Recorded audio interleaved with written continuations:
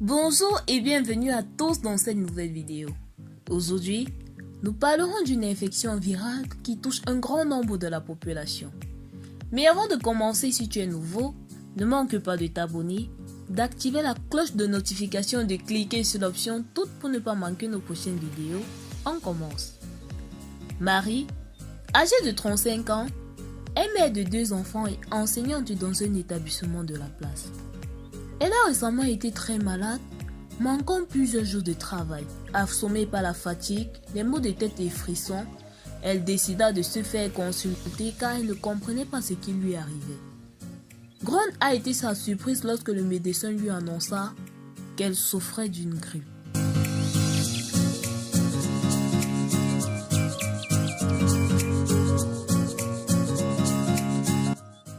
La grippe est une infection virale respiratoire qui peut causer des variétés de symptômes, notamment de la fièvre, de la toux, des maux de gorge, des douleurs corporelles et de la fatigue. Le virus de la grippe infecte les cellules des voies respiratoires, provoquant une inflammation et des dommages aux tissus. Dans certains cas, la grippe peut entraîner des complications graves telles que la pneumonie. Chaque fois qu'une personne éternue, bâille ou se mouche sans se protéger, elle rejette de fines particules plus ou moins visibles dans l'air et sur les surfaces qui l'entourent. Si vous inhalez ces particules, vous touchez des surfaces contenant ces gouttelettes et vous portez ces mains sur le visage, ils seront infectés par la grippe.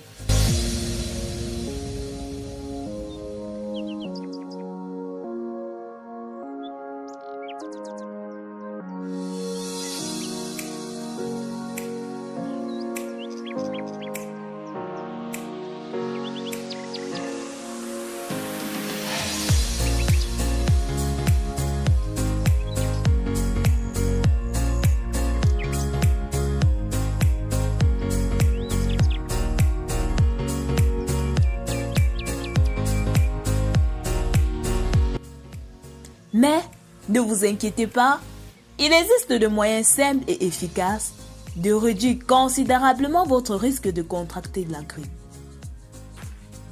L'une des méthodes est de se faire vacciner chaque année contre la grippe. Les vaccins contre la grippe sont conçus pour protéger contre les souches de virus les plus courantes qui circulent chaque année. Les vaccins sont disponibles sous forme de piqûres ou de vaporisateurs nasaux et sont généralement recommandés pour toutes les personnes âgées de 6 mois et plus. En plus de la vaccination, il est important de prendre des mesures pour réduire la propagation du virus, comme se laver les mains régulièrement avec de l'eau et du savon, ou un désinfectant pour les mains à base d'alcool. Éviter de toucher son visage avec les mains non lavées. Couvrir sa bouche et son nez avec un mouchoir jetable ou son coude lorsqu'on tousse ou éternue. Restez à la maison si on est malade et évitez les contacts étroits avec des personnes malades. L'apport en vitamine C est très important pour l'organisme.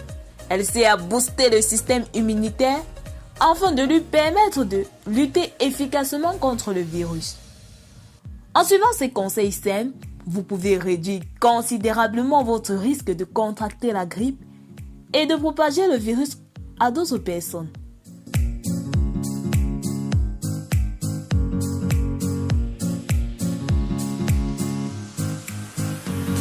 N'oubliez pas, la grippe est une maladie sérieuse qui peut entraîner des complications graves.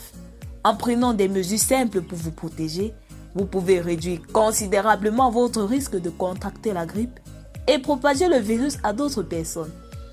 Si vous avez des questions sur la grippe ou sur la vaccination contre cette dernière, n'hésitez pas d'en parler à votre médecin.